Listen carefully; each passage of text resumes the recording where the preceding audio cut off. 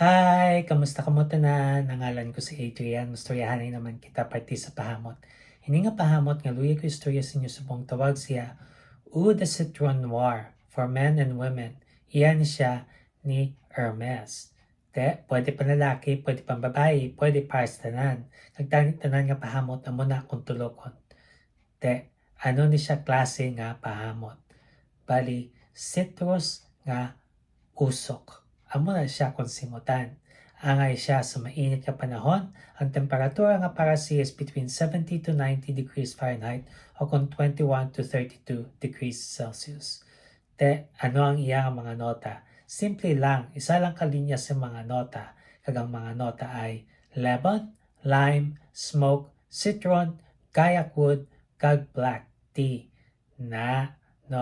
May tatlo sa ka-citrus, lemon, lime, kag citron na amo nang gahatag siya nga citrus nga hamot, kag may smoke siya, amo na ang usok na.